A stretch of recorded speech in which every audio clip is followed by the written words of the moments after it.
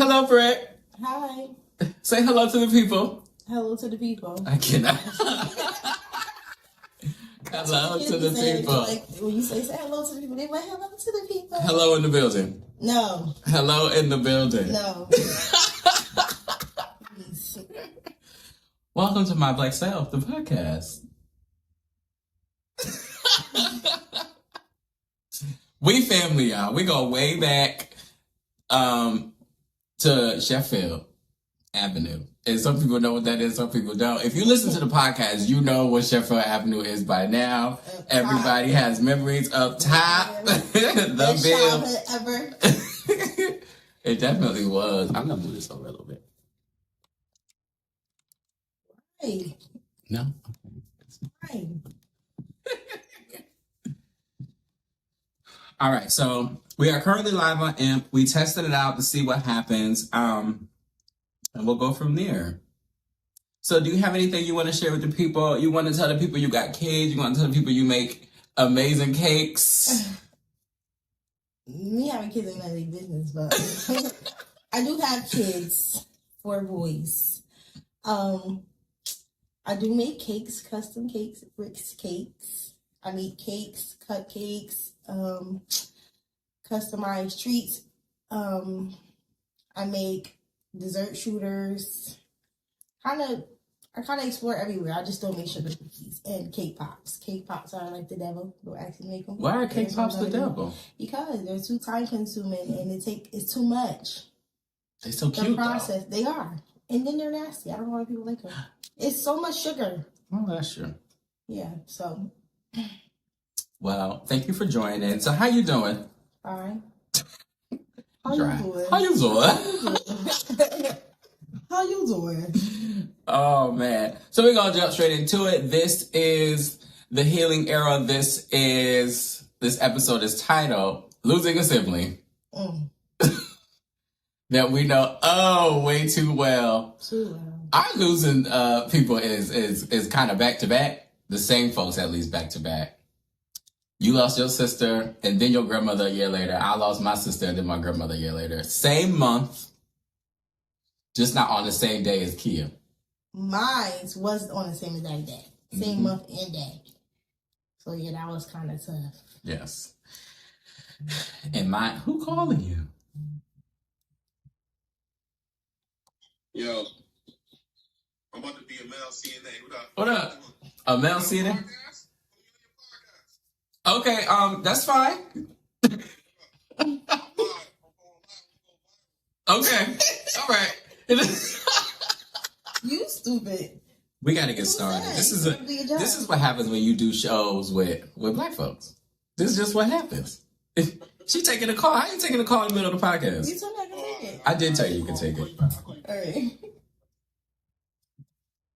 All right, let's get back into it. So we just spoke on the passing of Kia and Miss Minder, because that's how I know her. Mm-hmm.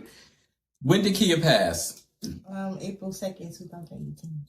April 2nd, 2018. Now, if y'all are catching on, the name is the same. Yeah, they're written in Kia. My sister name is Lakia and her sister name is Markia. Yes, we all grew up together.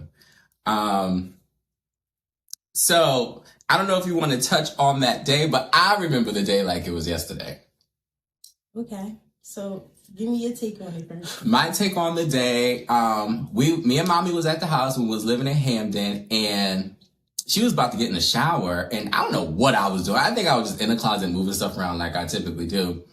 And she got a phone call from Aunt Charlene, and all Charlene said was, "We got to get to the hospital. It's Markia." And my mother came in the room and was like, "We got to go." And I was like, ugh. I literally just was like, no. You know how you can feel certain things? You just know it's, yeah. I was like, ugh. I said, okay. And she got in the shower, and then we left. And then we came to the fucking hospital, and I was fucking devastated. I was like, what the fuck? I don't kind of even remember much about who was at the hospital. That part was kind of like, that's a big blur for me. Like, I remember bits and pieces, but I'm trying to remember. I know it was a lot of people, but I can't even point out who was there.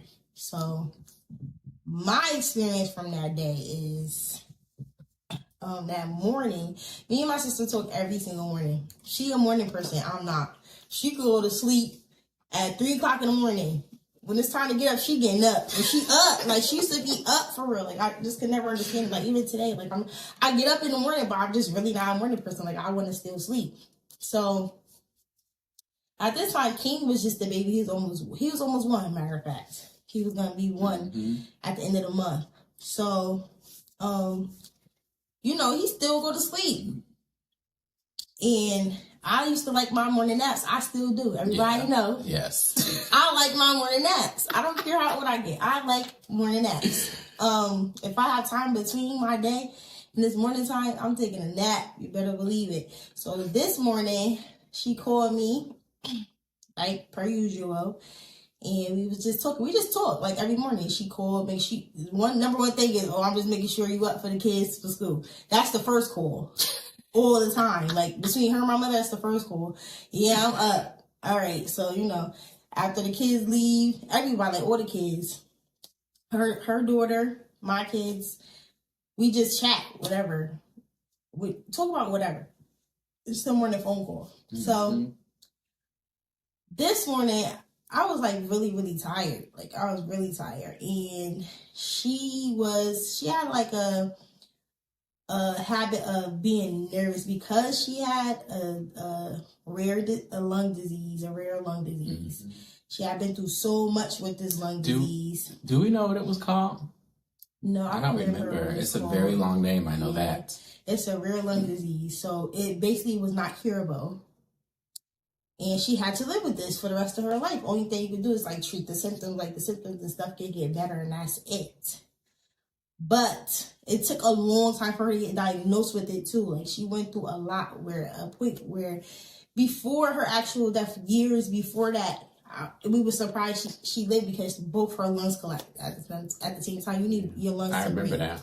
You can breathe with one lung, but for both of them to just collapse, that's no air. So she had to go through that process, and just like, it was a blessing for her to get through that. Mm-hmm. So again, on this morning, we were talking, she talking to me, she telling me that they gave her, like, she was on steroids. And I know, like, in the recent weeks, they had gave her, was telling her she had high blood pressure. That was kind of common when she went to the doctor's office because she's always so nervous. Like, this is with anybody. If you're scared, you're nervous before you go to the doctor, they take your vitals. Yep. Your blood pressure is going to be elevated. So it was normal for her to be elevated at an appointment. It didn't matter what appointment she go to. She just had that nervousness of going to I think it was like more so from trauma, from, all the things that she went through medically at such a young age. So they just wanted to see, I guess, to put her on this blood pressure, man. When they first gave it to her.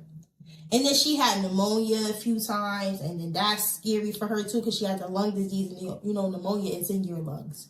So it's like, it was always a lot of, I'm scared for her. She had this lung disease constantly made her cough. So if she was living in today's world coughing the way she used to, y'all would be, oh, she got COVID. Absolutely. Now today you can't cough. Absolutely. But my sister used to cough. Like, it got better at time, and then sometimes you just know it was just bad. Like, she had moments in the day, like she coughed all day, but moments in the day where it was just like almost sounded like something is coming out, like a whole something big. That's how much she was coughing. And sometimes she used to cry and stuff, because it's like anybody living with a disease that's incurable, you feel like you want to be normal. And then for somebody to develop a disease that's incurable, you wasn't born with it. Mm-hmm. It's like, it's a life-changing event. So anyways, this morning we're talking and with the blood pressure thing, I knew that when they gave it to her, she would not take it because my sister is the person who Googles everything. People, this is what you don't do. Do not Google stuff, medications and this and that. No. It will scare you to death. There's so much stuff on the internet. Do not WebMD. Yeah, like don't do that. No. don't. Because my sister was a nervous wreck. Like, seriously. Like, and sometimes it was hard to do it. I used to always have to, like, listen, Kia, it's not that serious. This is not going to happen. That's not going to happen. This is not going to happen.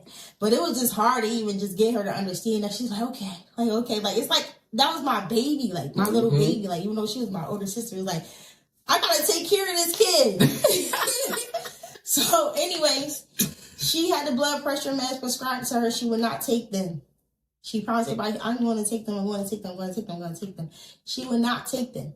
My father went crazy on this girl one day about, hey, if anybody knows my father, I know he is extra dramatic. Like, so dramatic when it comes to anything. My father was like, you better take the blood pressure meds. You don't know what's going to happen. I got high blood pressure, dude. You can't be playing with that. Yeah. Like, going crazy on her. Like, I think scared her more a little bit. So she started giving it some more thought. This morning, she was so happy. Anybody know her? I know she stay online. You know, she's very social and vocal. And, like, she's like a social butterfly. She's a very creative person. So she used to be on live and stuff all the time, on your timeline. There's never a day gonna go by you're not about to see Kia. You're gonna see Kia, whether it's nighttime, morning, afternoon, whatever. She on Facebook or she on like she just on social media. Promoting something, she got something new. Yeah. So this day was like a big accomplishment for her this morning because she was like, I took that medicine. I took that blood pressure medicine. I finally did it or whatever. And I was like, oh, that's nice. But I was so tired. I didn't feel like talking. And I was like, all right, Kia, I'm about to hang up because you know it's time for my morning nap. She was like, all right, well, bye.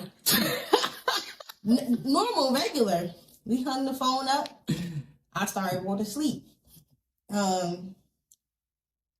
She called, I found out afterwards, she called not only me that morning, but she called a lot of people with this accomplishment. Like, to you, it might sound small, just taking a medication is just something that just sounds small, but for her, it was big. Mm-hmm. Because of her fears with health and medications and her experience and trauma and all that stuff. So she called a lot of people that morning, which is so weird to me because that was her last morning here. And she called a lot of people that she loved and she's close to. She called her father. She called my father. She called my mom, but she was at work. I don't know if they ever spoke. I'm not sure. She called her best friend. Like, you know, she called a lot of people. A lot of people got a call from her on that morning. And I don't know if it was just about the accomplishment or it just was she just was making morning calls, which is weird for your body or your brain to tell you to call all these people. And then you were no longer with us after that. Like, at least some of us, not all of us, but we were able to hear her voice one last time. Yeah. So, I guess the last person she was on the phone, which is her morning routine, is to talk to her best friend, Cherie. Hey, Cherie. So she was on the phone with Cherie. And from what I was told, I was on the phone call, obviously. It's crazy because I said I was going to sleep and I started going to sleep. And then my friend Ashley called me. And I answered the phone for her. Although I just told my sister, I don't feel like talking because I want to take my morning nap. I answered the phone for Ashley. And it was like a brief conversation or whatever because we had morning talks too. I answered the phone for her. So I'm on the phone with her at this time. For somebody who's not a morning person, be talking in the morning. I do. Because people be calling me. Yeah. So I'm on the phone with Ashley. And Cherie is calling me. It's not unusual for Cherie to call me. Let's just note that. But she called me back to back. Like, back to back. So at first I was like, why Cherie? I was like, when she called me first, I was like, oh, Cherie calling me. I was like, I don't know why she called me this early in the morning. I'm going to call her back. Her and Kia is crazy. Like, why they calling me early in the morning? I was like, I don't know what she could want, but I'm going to call her back after I hang up the phone with Ashley. So, a second later, Cherie called again. I was like, she called me right back. I didn't answer the phone. Then it was a couple minutes again, like maybe like a minute. I don't think it was like, far in between the phone calls. And she called me again. And I was like, she never called me this many times. Like, why is she calling me like this? I was like, Ashley, let me call you back because this is unusual for her to call me this many times back to back. So I answer the phone and Cherie is screaming in the phone. She's going, Britt, Kia, whatever. I don't know where she at. And I was like, what do you mean? What are you supposed? She was like, I don't know what's going on or whatever. She was like, you need to get to her or something like that. I was like, what are you talking about? So, she's in a panic. Mm-hmm. She was on the phone with my sister when she took her last bath. So I'm just like confused because she yelling and screaming and she was like, I'm on the phone with her. She's not saying nothing. So I'm like, what do you mean she's not saying nothing? Like maybe the phone hung up. Like I'm just like not understanding because she's panicking. So she's not really able to explain to me. Sense. Yeah, it's not making sense. So I was like, what do you mean? She was like, I'm going to click you in. I'm going to click you in. Click in. She's screaming my sister's name. And I'm like, you sure the phone is connected? Are you sure she's on the phone? She's like, yeah, I was talking to her on the phone. And she said that my sister went to Dunkin' Donuts, something she also did every morning. She was like, I was on the phone and she went to Dunkin' Donuts. And then she was saying she don't know where she went from that point. But she know that something is wrong. Yeah. Because I guess mid-conversation, my sister it was nothing. And I guess, what she said was, I think I need to go and it was over. Like, you didn't hear anything no more. But the line was still connected. So at that moment, you're confused. You don't know if it disconnected. You don't know if she clicked on. Like, it could be anything when something just stopped mid-conversation, especially with, like, service, whatever. So I'm like, I'm just bugging. But then I started getting, like, this feeling, like, inside my chest. Like, this crazy feeling. And I was just like, we screaming her name in the phone. I was like, sure, you sure it's connected? Because, I can't see on my end. I can only see who called me, which is her. And then she can see the two lines that she has connected. She's like, Britt, she's on there, but I can't. Something is wrong. So I'm like, what Dunkin' Donuts? She's like, I don't know what Dunkin' Donuts she was at. So in my first mind, I'm like, it got to be maybe close to the house. Mm-hmm. Like, I don't know where to go either. This morning, decided it wanted to snow out of nowhere. And it was like, heavy snow. Like, I'm not kidding, y'all. Like, it was like, I don't remember that at It was. All. It melted. I don't remember that. It melted before the day was even over. It looked like it never snowed. Like, this day. It was crazy. But in these moments, the snow just came out of nowhere. Again, I feel this heavy thing in my chest. And I was screaming Kia name. And the phone, she's screaming. She's not saying it. Cherie's crying. Now I'm, like, panicking, bugging out. So I'm like, stay on the phone. I'm going to hang up the phone. I'm going to call 911 and send them somewhere. Mm-hmm. I have to send them somewhere because we don't know where she is.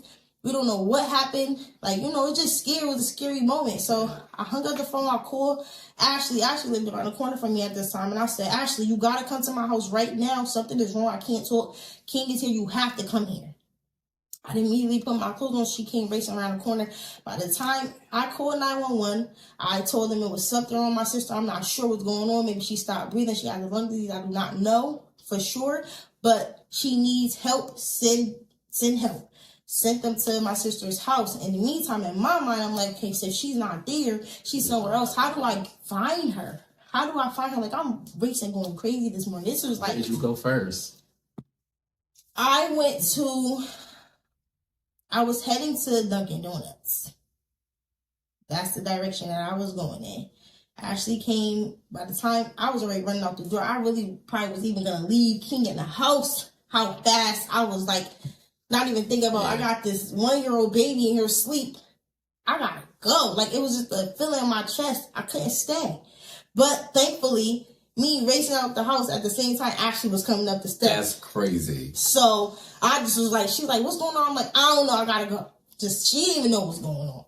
So I get in my truck and I start racing, y'all. I'm telling y'all, the front window of my windshield is frozen. It's frozen. It got ice up there. It's freezing outside. Oh my God. It's covered in snow. The things we do. I tell you, I wasn't taking a moment to clean off nothing. Do you understand me? I wasn't cleaning off nothing. I just knew I had to go. I literally rolled down the window. Like, imagine a whole coat of snow and ice on in front of your windshield. I rolled the window down, hung out the window, driving like this, going crazy, beeping the horn, running lights. I'm going crazy because I'm like, I gotta find my sister. I don't know what the hell. I don't know how long she's been sitting wherever she's at. I don't know what's going on. Like, I need to go help my sister. So I'm flying. When I tell you this is so dangerous, like, I probably almost crashed a million times. This was so dangerous. So, again, I'm heading to the Dunkin' Donuts by her house. And I'm like, that's the closest one to her home. She had to be at that one. Like, I know she's not going to drive far to go to Dunkin' Donuts to get her morning tea. So, I start flying up that way. This is in Westville. So, I'm on that end of Welly. I'm already way up there. But at that time, while I'm doing that, I'm calling everybody. I'm calling out Charlene. I'm calling Ebony. I'm calling whoever. Like, my hands are shaking. I'm calling whoever I can call that I know is not already occupied. Right. Like, you know, people that I know is at home, maybe at home could leave, whatever. Like, so I'm calling those people somebody who could assist me. I'm just screaming saying that I need help. I don't know where he at. Ebony, like, calm down. What are you talking about? I don't know what I'm talking about. I don't know what's going on. I'm trying to figure this out. So then, as I'm sitting at hey. It's your refrigerator. You need my refrigerator? This is what happens, y'all. People walk in my house. Come, hey, Melissa. What you put in the fridge? Okay. So ain't no room in there. It ain't. Move some shit around. So when this happened, I'm calling out Charlene. I'm calling everybody. Now I'm bugging out. I done scared everybody. People calling me. They calling me. But I'm hanging up on people. I'm screaming. I'm crying. I don't know what to say. Like, they're asking for details, and I can't give them. Now my phone ringing back crazy. Like, and I'm like, damn, now I got all these people calling me. You don't call everybody. Freaked everybody out. I'm freaking everybody out because I'm freaked out. I'm scared. So I know Cherie was headed too, coming towards us. She coming from the opposite direction. So we like this. Where she come from? It's Sonia, right? Yeah, or Derby. Oh, yeah, Derby. That's what so we kind of like this. We both just know we trying to get to somewhere and figure out where she's at. So while I was like stuck in like a little congestion of traffic, you know what's real stupid, where I couldn't really get around nobody without, you know, maybe crashing or something or going on to come in traffic. I'm sitting there and I'm like, why is everybody stopped? And then everybody is stopped because there's an ambulance coming up this way. So I'm still beeping the horn. I don't care. Like, I don't care what the ambulance. I gotta go. I'm sitting here, but I swear, when the ambulance rolled past me, I swear to God, this is why I believe in, like, afterlife. I believe in God for sure. I believe in spirits. I believe in, like, just a lot of that stuff. I believe in it. Because as I'm sitting there and this ambulance come riding past me on the left side of me, not when it was approaching, but as it rolled by, something came out of my chest. Like, physically felt like it was completely emptied. Yeah. That was her saying, come this way. That's the feeling that I was just in shock for like a good moment. Like, what the hell? Like, I've never felt that before. It was like, as soon as they went by, like, as soon as it hit right here, it was like just left, like, just complete emptiness. And I just broke down, just started screaming. I started screaming. I was saying, like, I started talking to my sister, like, with inside my brain. Like, I'm like, I hear you. I'm coming. Like, I don't know what it was. That's so crazy how you could be so connected to somebody and just automatically know certain things. Yes, it was so crazy. And then I was just like, okay, maybe that's her. Maybe they got there in time and they found her maybe at the address, but I don't know for sure. I can't say that that's my sister in that ambulance. Yeah. What do I do? Do I turn around and follow it? But if I do that and she's still not found this way, who's going to help her? Because in my mind, living in New Haven, I'm just like, I know I called them, but that don't mean they got there fast enough. I don't want my sister to be by herself. So I made the decision on, you right here, just keep going. If she is in the ambulance, at least she heading in the right where she needs to go. At least she was in the ambulance. So I head to Dunkin' Donuts, to that parking lot. I don't see her car anywhere. When I tell you, people probably cussed me the hell out that day when I bust that U-turn in that road. Like, I bust U-turn. I'm telling y'all, the snow on my windshield. I'm trying to still get it off. It ain't working good. So I'm like, all right, she ain't here. The only other place I could only just follow a path she would go to going home and hope that either she's in that route or she's at home. Or that was her in that ambulance. My good thing about it is, people don't, if you don't know New Haven, you know New Haven, you can get around New Haven, the whole freaking New Haven, probably like 10 minutes. If you know how to drive. Yeah. So everything was right there in that area that you really, all those places you need to be was right there. Yeah, so I turned around, went to her house. I get there, Cherie's pulling up at the same time. I don't know how she got here so fast. Pulling up at the same time, we hopped off the car, we both get out the car, and it's a police car sitting in front of her house, but I don't see nothing else. So I started going up the driveway a little bit. I'm looking around, I'm screaming her. Now I'm asking the police officer, did an ambulance come here or whatever? Because he asked me where you going, what you guys doing, whatever. He didn't know who he was, and I was like, my sister lives here. Something is wrong. I called the ambulance for her before I came here. Did they come? Why are you sitting here? But he's there because he had to respond to the call too. So he's sitting outside. He's like, oh yeah, you can't go back there. And so now I'm like, what do you mean I can't go back there? I'm just bugging. I'm like, what the hell? What's going on? Where's my sister? I'm yelling and screaming. And then he's like, they took her in the ambulance. And I'm like, is she alive? One of my first questions. And he was just like, oh, I can't tell you that. I don't know or something. You just need to get to the hospital. So I was like, is she alive? Did you see her, conscious? He started doing that, running around talking. I just left. I flew to the hospital. Cherie, we flew to the hospital. And I tell you, when I got to that hospital, I'm trying to remember that this part is where it got kind of blurry for me. Remember none of this. Blurry for me. That's okay, because there's some things I don't remember at all. I remember walking into the emergency room part of it, that waiting room part. Mm-hmm. Who did I see in there? I'm not sure who was in there, but I know I was yelling, I'm frantic. And then I don't know if it was Diva who came and got me from that door where they take you to the actual part where they bring in people into that. Kyra was there when I got there. Kyra was there too, yes.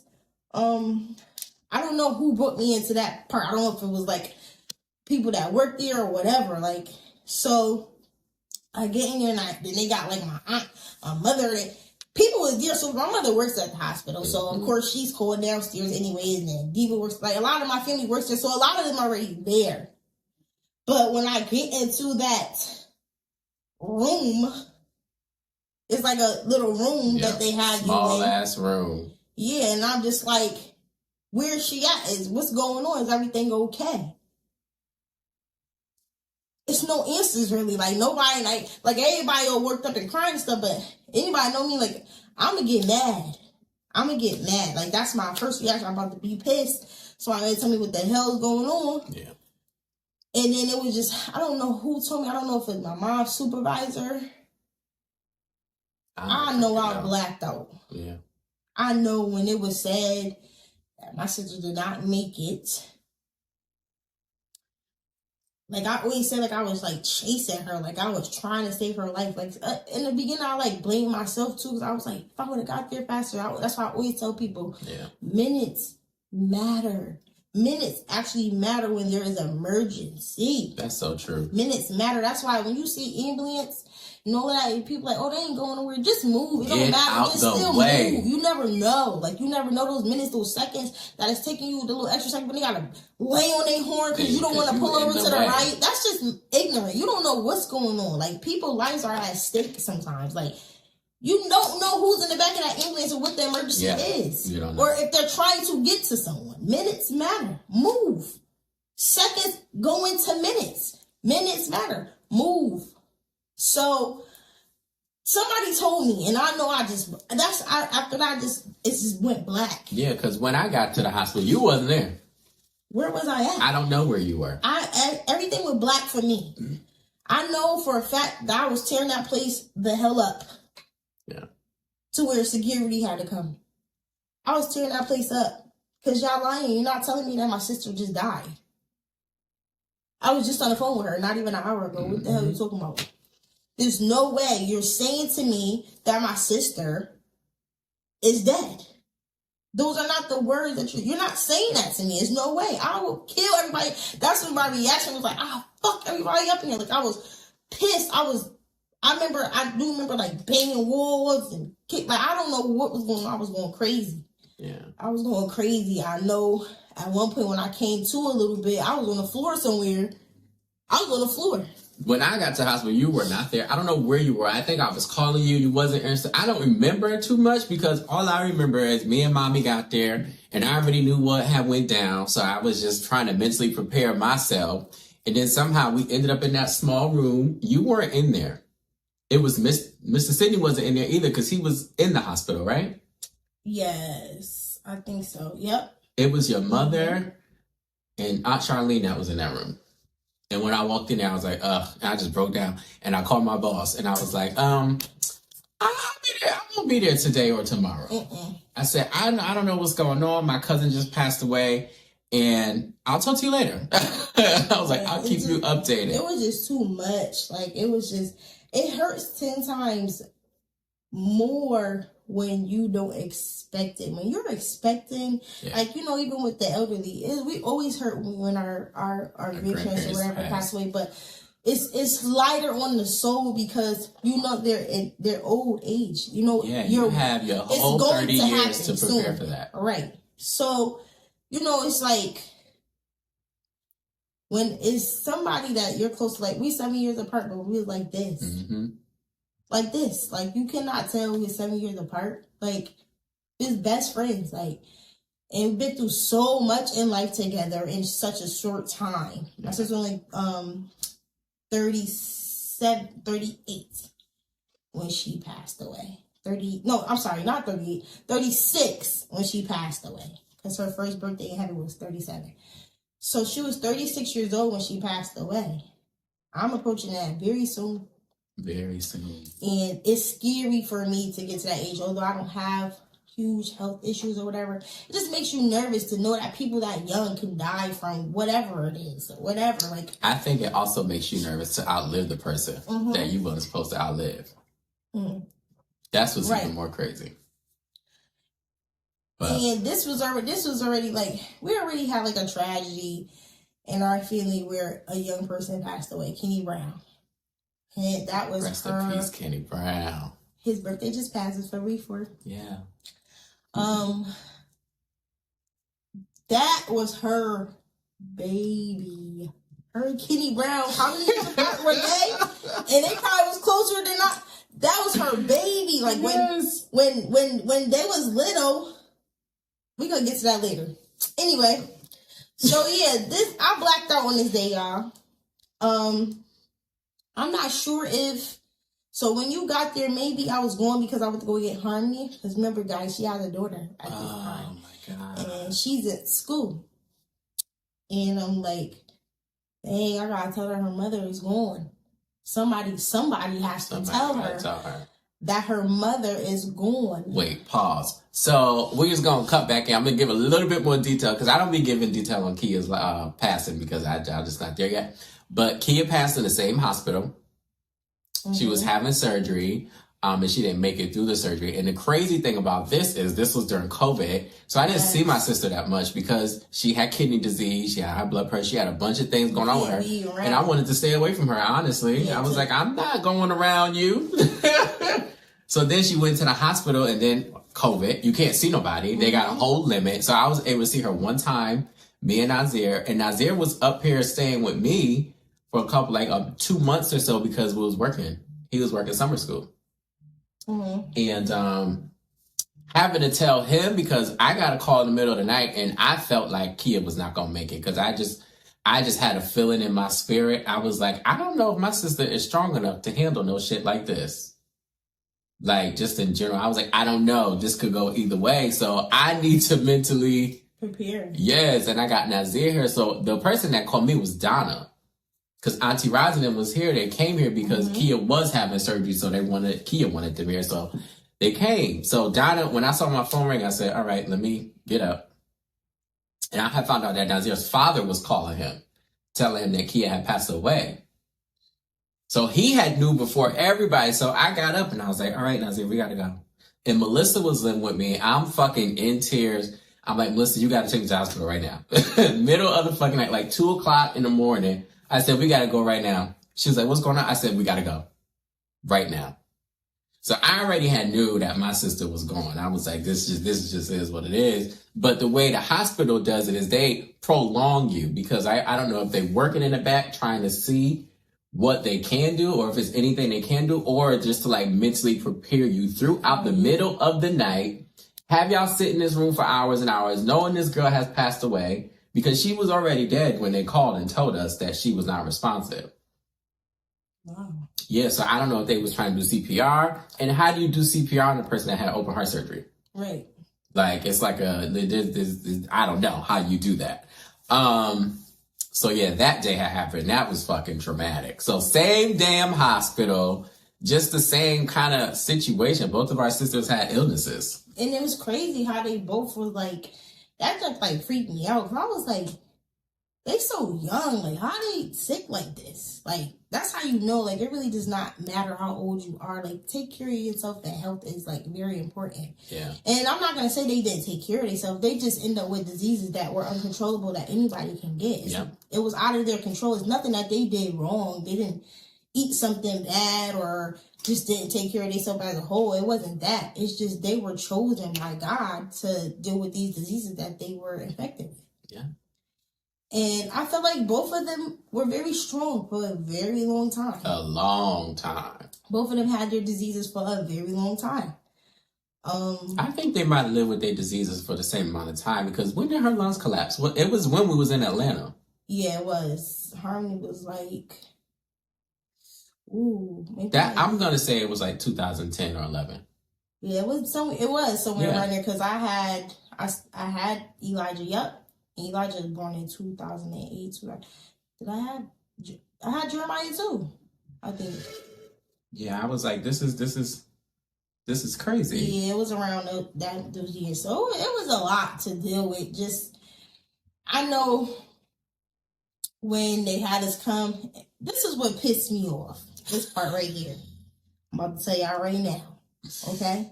I don't know if this is protocol, this is policies or whatever, or it has something to do with my skin. Your protocol is trash. I'm going to tell you that. I don't care. These MFers are some insensitive people when it comes to people having definite family. I get it. Some families aren't as close as other families, and got a low battery. Some people don't care. But I care. I care about mine. Everybody know that. That's not a secret. I care about mine. You mine. I care about you. I love you no matter what we go through. I care. Fingers. So technical difficulties, y'all. Technical. So they came in here and they were like basically kind of rushing. I don't even feel like, maybe because everything was a blur to me. I didn't even feel like it's good. I didn't feel like they gave us enough time to even process what was going on. Yeah.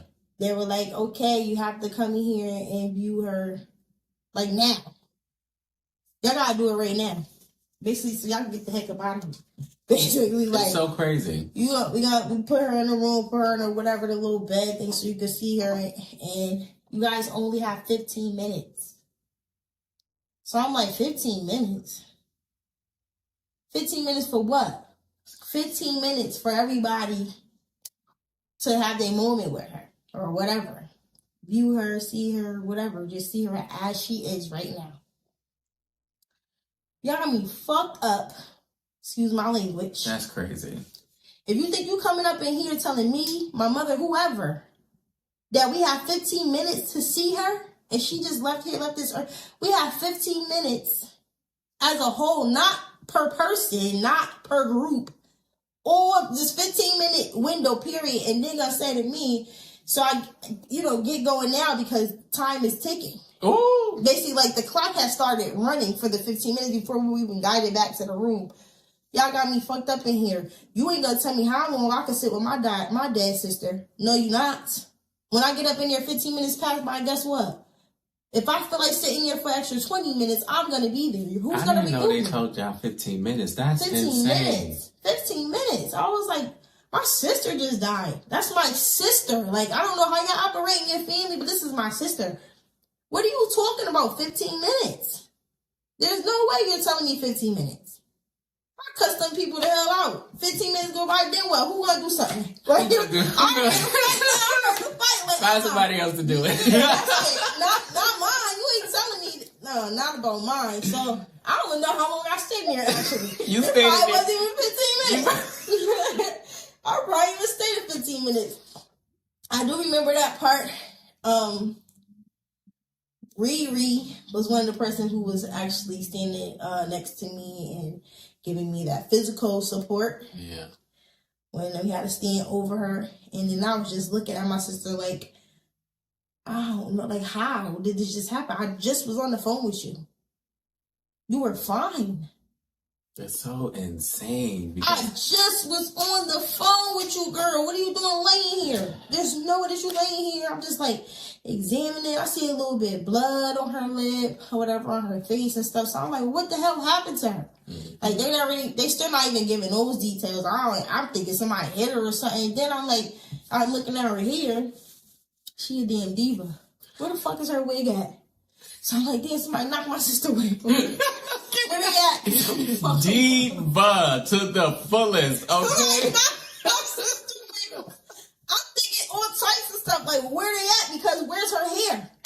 Like, she got her own hair, but she had them in the black, y'all be putting them in to put your wig on. Queen Latifah. So I know, and my sister don't go outside with no bonnet on, so I'm like, she ain't had no bonnet on, she must have been here somewhere. Where's her hair? Somebody at the hospital had her hair. Yeah, they probably had to take it off or whatever. Because my sister don't go outside like that. Now, my sister on the other hand. She not going nowhere with no bonnet, no headscarf. She got her hair. If she ain't got it done, she putting the wig on.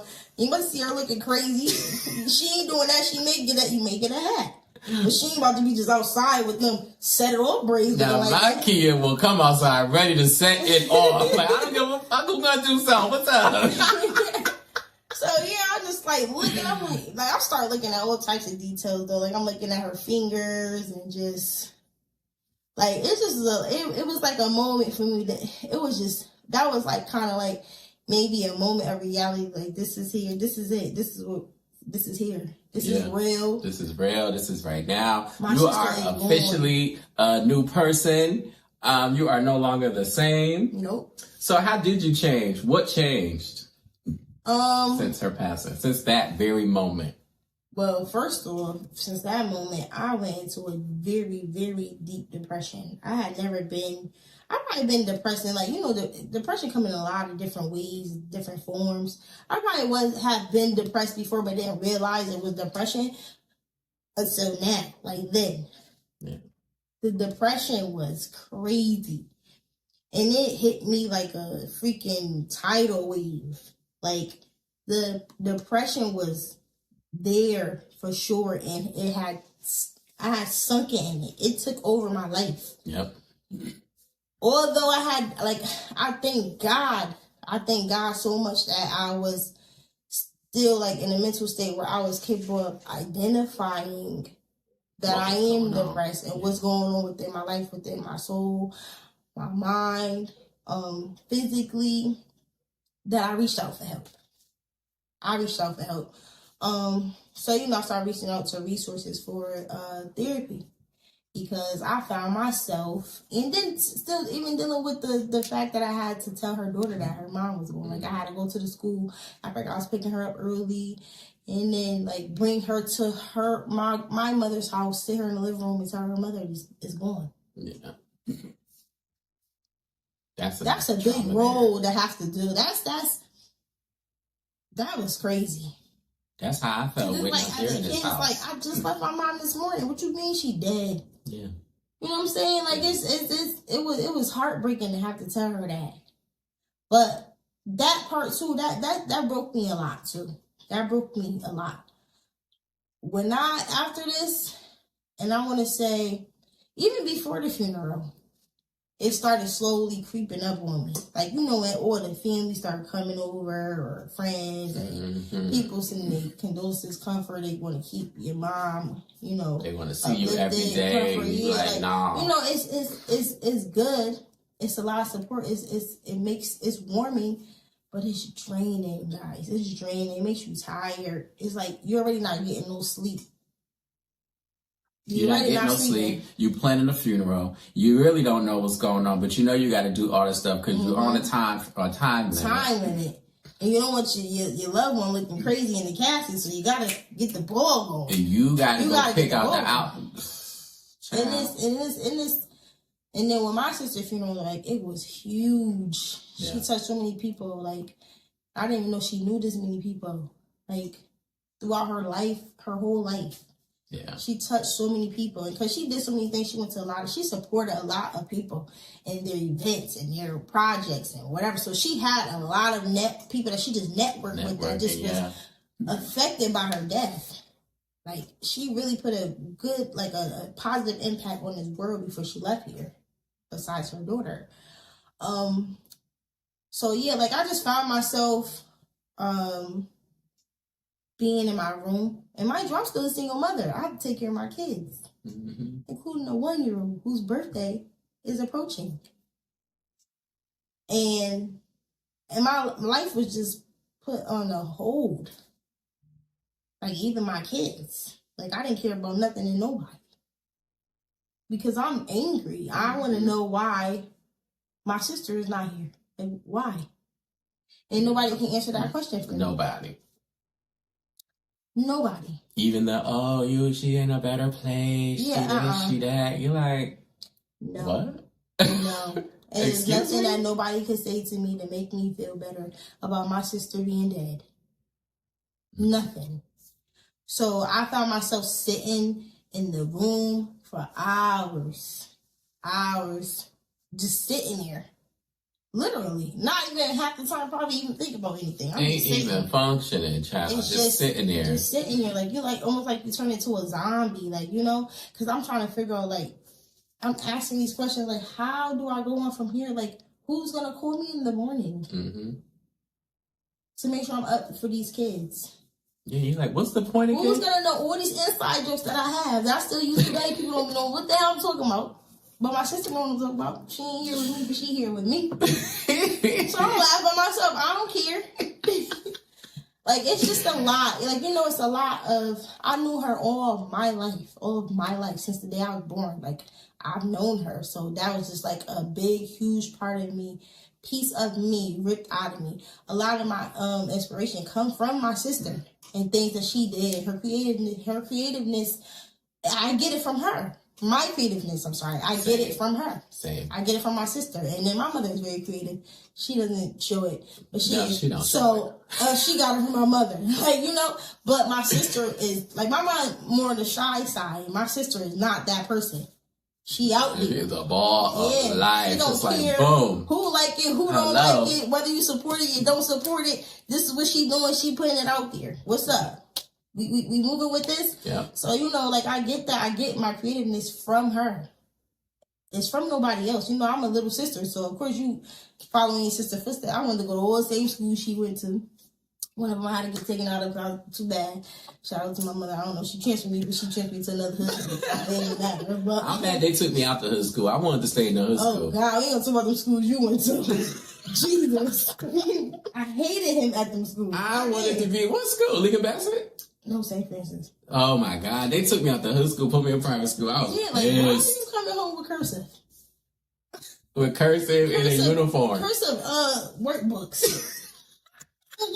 Why? Your fancy homework. Like, why he got fancy homework? His homework was mad fancy. And it was just, I hated him at this school. I hated it. So, I know the advice you gave me when Kia passed. It feels so weird saying Kia. You saying Kia, I was saying Kia. And it was... Mac, this shit is terrible. Oh, wait. So let's do this. So we gonna know which Kia we talking about. Call my Kia Frankie. That's her alter ego. Frankie is her alter ego. Okay. So Frankie. Go ahead. So you was like, I forgot what I said to you. One thing for sure is my memory is a mess. like, I can't remember a lot of stuff. I call it my grief brain because I don't be remembering stuff. I could easily forget some shit. But you was like, this shit is horrible. It ain't gonna get better. Yeah. It's only gonna get worse from here. So don't believe all that other bullshit that people be saying to you. And I was like, I tell it straight up. I was like, well, if shit. it's somebody I care about and I love, I'm not about to sit here with that fake bullshit. I gotta tell him what it's like for real because he's gonna think that this is about to be a walk in the park. It's gonna get better. That's a fucking lie. It is a lie. However, it doesn't get better. It gets easier to deal with. Yes. They don't get better. The pain's still the same. But the holidays still, they make it easier. But it's all the same. And you never know when that day gonna be worse. You could be going through the morning just happy as hell. The next minute, you know, you like, fuck. This is not a good day anymore. It was a good day, but it ain't. Yeah, I remember I told him that. I was like, I said, I'm not gonna sit here and tell you it's gonna get better because it ain't. It's just not. No. It's gonna be bullshit. Just get ready. I just gotta tell him, like, be ready for them days, for the days ahead because they are not good. All of them are. They can be good, but knowing the relationship we have with our sisters, I'm like, listen, don't nobody understand what I'm going through but me because of that relationship. So, and I know you have the same with your sister, so it's like you gotta know what I'm talking about.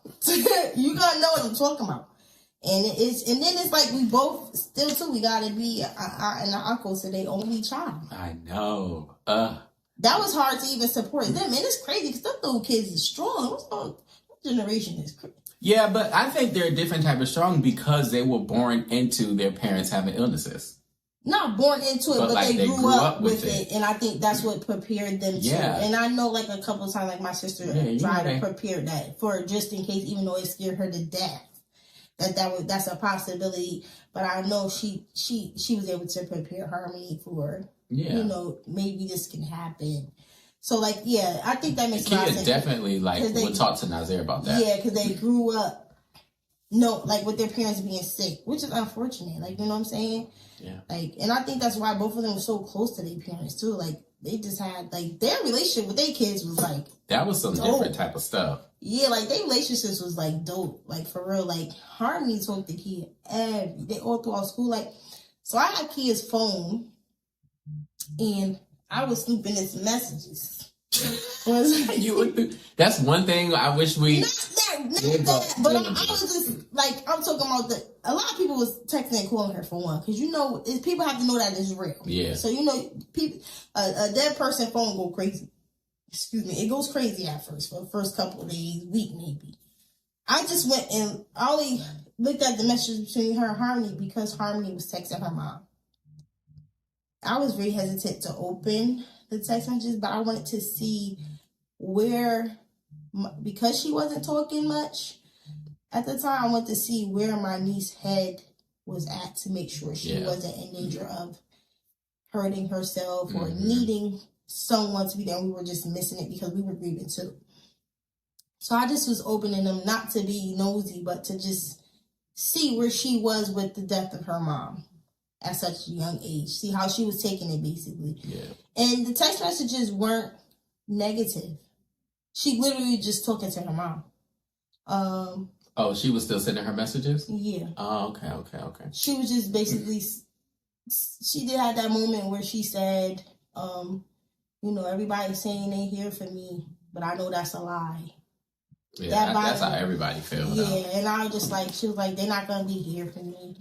And, you know, that kind of hurt my feelings. I'm like, dang, like, I can't tell her not to feel that way. Like, you know what I'm saying? Like, that's her mom. Like, you know, that was just one of the parts of one of the text messages. I'm not going to go into depth about, you know, her personal stuff with her mother, personal conversations. But even just scrolling up, looking at their text messages, like, they was funny as hell. Like, I was like, yo, they crazy. I was, like, scrolling up. They was, like, homegirls for real. Like, they was funny as heck. That's like, how them two were. Messages and stuff. Yeah, like... So I'm just so glad that she had that relationship with her mom. Like, you know, she has still, like, where she passed away, but Harmony was old enough to remember everything with her mother. You know, when kids lose their parents at a young age, they don't really remember it. They don't have the memories to hold on to. Harmony has that. So I thank God for that. That's accurate. Yeah. So yeah. What if Kia was still here, what do you think she'd be doing? What would she be doing? She would have a business she had a business, but her business would be popping. I think her business would be popping right now. Poetry books. Yeah. I think her fashion, her clothing line would have been, because it was getting there. I felt like she would have did something like really crazy during COVID. Yeah. Her mind was always going. Her creative side of her brain was just always moving. Like, it always was, especially the hustle part of her brain. Always going. Like, that girl found her a hustle. Like, it didn't matter. Like, you be like, she doing what now? Right. She was just doing this. Now she doing that. Yes, that's why I always call her the jack of all trades. She's the true meaning of jack of all trades. And she's a diva. Like, that girl is a bona fide diva. And you got this little tomboy, little sister, little sneak around, little hood girl. And she's stepping out in her Mary J boots. Yeah, okay, them heels to the gods, what you call it, beat to the gods and all that crazy stuff. She is out there, honey. Like, like complete opposite. Like, she used to wear sneakers in high school, and I don't remember last time I seen my sister with a pair of sneakers. That is so funny because me and Kia are the opposite. I'll be ready for the shit. Kia will throw on some stretch pants and some fucking sneakers and call it a fucking day. And call it a day in a t-shirt or a hoodie or something. Like, what you doing all that for? Like, that's how I am. But when I dress up, I do get my fashion sense from my sister. Like, I put my outfits together with her in mind. Mm-hmm. So I always say she still dressed me up because she used to dress me up. Like, when I used to, them outfits I used to put on that was my sister putting that stuff together. I didn't know how to put cute stuff together. Like, I don't know how to match stuff, but like, she just like, taught me how to like think outside the box with certain pieces of your outfit. It could just be something little small, like ring or something. Like, she's the one who got me into jewelry. Like, I have, believe it or not, guys, I have a whole collection of jewelry, costume jewelry. It's not real. I don't know if I could. What's your favorite memory of her? You probably can't pick one, but when you think about her, when people talk about her, what do you think about?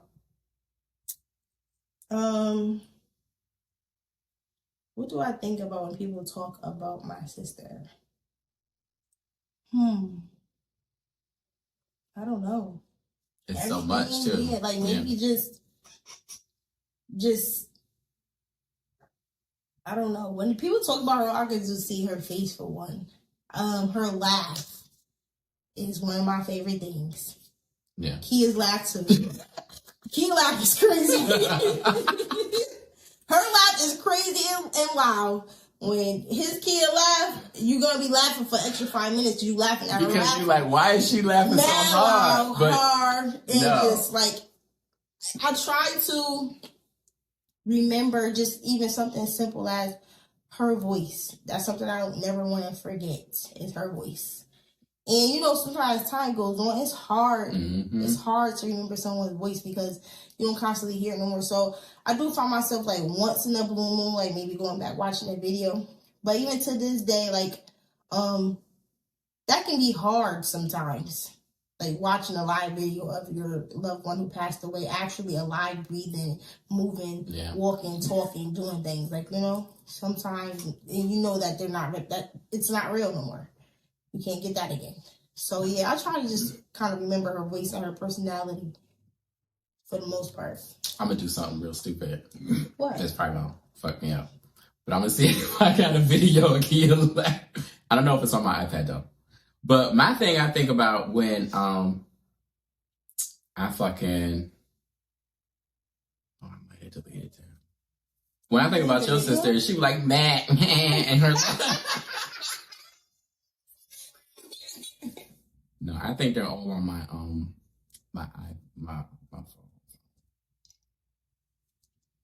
Yeah, that's what I be thinking about. That shit always come in fresh and clean. I be like, here we go. Here we go. Maybe the world will get to hear Kia's laugh. Let's see if it's in here. I gotta post a picture of them two together. Is this it? Dang, the video's not in here. What Before we wrap up, how do you keep your loved one's your loved one's legacy going? Like, how do you do that? That's the hard part. Okay, so in the beginning, we were just still trying to sell. She had this hair oil. Mm-hmm. And I think we had the recipe. Yeah, so we had the recipe, but she had some left too that she had already prepared. So we were just trying to, remake it, and because her daughter wanted to keep her business going for the things that she was selling before she passed away, if we could. We tried our best to do that. We got a little support. We got some support from it. We weren't consistent after, like a year or so, but it was all at Harmony's discretion. So, when she's ready to go, even if she's ready to go again today, we're ready to go. So we have the recipe and her logos and stuff. I have her logos and stuff for her clothing line, and this is what I'm saying. Oh, Black Diamonds. Anytime y'all see me say Black Diamonds, it's because of my sister. Yeah. And so we started with that oil, and we were selling the shirts in different colors and sizes and stuff like that. And we were at it was like a pop-up shop, like outside the terminal one time. Yeah. So that meant a lot to Harmony that we do that. And then we were downtown too. I remember that. Yeah, with her books. With her book. Yep, including her books, whatever copies we had left. Copies were obviously limited. We found a box of. So she had two poem books. One called My Thoughts, which is my favorite, and the other one was called what's the one? The Black and I don't remember. Wait, hold on. My Thoughts is the first one. I don't know. Oh my God! The other one has her face on it though. But either way, both amazing books. My Thoughts is my favorite one. And there were not many of those left at all. Like that one's hard to come by. So yeah, we just did that to keep her legacy going. And then again, I at first I talked about her a lot on Facebook, post pictures and stuff. But I know people probably now today like, dang, what she forgot about her sister? She posted about these other people she lost a lot, but not her. No, I told myself for my own piece, I don't have to share her with you guys. That's accurate. And I wanted to stop sharing her with you guys because she's mine. So. I will post her from time to time. But when I'm missing my sister and I read with my sister, I have my own things that I do in private. Where I feel like, I don't have to share it with Facebook. I don't have to share it with Instagram or whatever social media platform. So I still do miss my sister every single day. There are a lot of things that happens daily in my life that reminds me of my sister or makes me wish that she was here. Yeah. So I am still grieving her terribly. Even just going to a family function, it's a lot of moments where I'm like, my sister was here, this would be funny, or this would we'd be cracking up. I still miss my sister. Certain shows come on. So just because you don't see me post her I was going crazy at first, sharing her with the world does not mean that I don't miss her. I do. You know what movie I be wanting to watch, but I probably have not watched it since it's been a very long time. All About the Benjamins. I love that movie. I finally watched. I finally started watching the Medea plays because I wouldn't watch them. Why? Because we used to watch them all the fucking time. We watch them probably every day. Me and my sister's favorite movie is The Color Purple, and ironically, that is my favorite color. But I don't know if you guys remember me posting when I was like, me and you was never part. I posted as a part of a post for my sister before we still do that.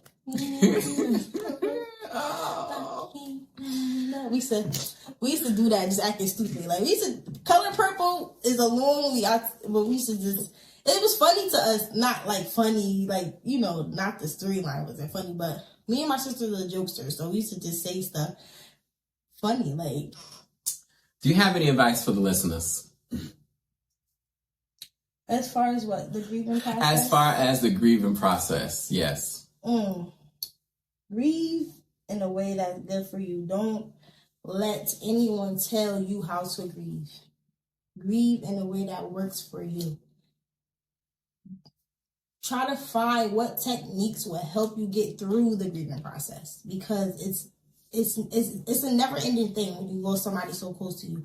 Yeah. It does not just end. It could be a song, it could be a car, it could be a place, it could be an object that's going to out the blue just change your whole mood because it reminds you of that person that you lost. You can honestly, looking at that tissue box can make me, if it reminded me of my sister in any way or a memory of her, I can start bawling out crying right now. Grieving is not easy. Take your time. Don't let nobody put a timestamp on how long you can or cannot grieve. It does not have a time. It's all up to you and how you process the death of your loved one. So again, just don't let nobody force you into anything. And then therapy is not for everybody either. If therapy doesn't work for you, don't do it. It helped me, but it may not help you. Mm-hmm. So find your own niche at what's going to help you get through that process, and then just try your best to stick to it. And you know, better days are ahead. Better days are definitely ahead. They're just they just at the next couple of exits. Yes. Further, you got to switch over from 85 north to 75, and then you got to go 84. And then somehow you end up in Jersey somewhere. That's you don't know where you're going. You don't know where you're at. You've never been to Jersey before. You don't even know where you at. So you know, it's a long process. Yeah. Don't expect for it to be okay overnight. In a week, in a year. Just breathe and make sure, or try. Don't make sure, but try to be aware of what's happening to you. That's it. And you have to be, one thing you do have to be is realistic with yourself. Because as long as you deny it, that's like, you know, that's like sending you down. You be stuck in the denial process for a very long time. Yeah. So, you know what, that part makes it easier too once you come to a point where you basically accept it. I want to say it's like acceptance. And visiting people's sites. Let me say this, because I had a rough time with that. Before we even close this out, let me just say this, that it is hard. People think going to a gravesite where they find a resting place is the easiest thing because it's already done. It's there. We know this is here. They're in the ground. You could just go here. No, not at all. No. It took a while for me to get to that point to where I can visit my sister. Even still today, I will go visit other loved ones before my sister. It's still, I don't visit her as much in the year. And it does make me feel upset because I feel like, do she think I'm leaving her alone? When I know that's just her physical body. Yeah, that's not where her spirit is. So then, you know, that gives me peace too. But it's just, I can't go so much to see her in that state. Looking down on the ground, it's too much. Sometimes it's overwhelming for me. Then I have my days where I'm just okay. Like, oh, I'm going to bring my sister some flowers today. I'm going to go clean off her gravesite. I'm going to go do this. I'm going to do that. It took me a long time to get to that point. And I felt like before I was able to visit her gravesite on my own to where I was comfortable to do so, where I wouldn't break down and cry, I was forced. And I did not like that at all. Not one bit. Being forced is not a good feeling, guys. Don't feel like because your family members are going, or your friend is going, or this person going, and that's your sister, you gotta be there, or that's your brother, you gotta be there, this is your mother, you gotta be there, this is your father, you gotta be there, this is your cousin, your grandfather, your grandmother. No, you do not have to go if you are not ready. Don't go if you are not ready. Because it does not help the healing process. It does not. It does not help.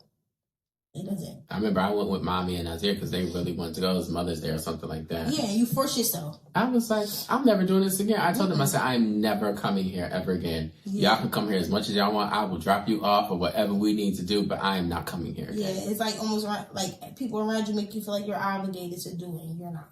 Yeah.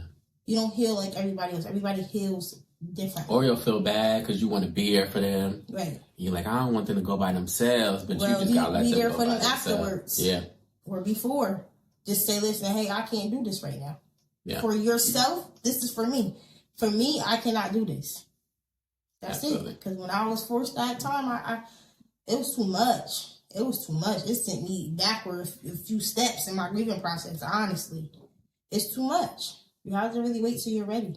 Yeah. Like, you have to. Do everything on your own time, y'all. At your own pace. Before we go, you got any questions for me? I know I'm the interviewer, but... Yeah, why ain't had no juice when I came here? You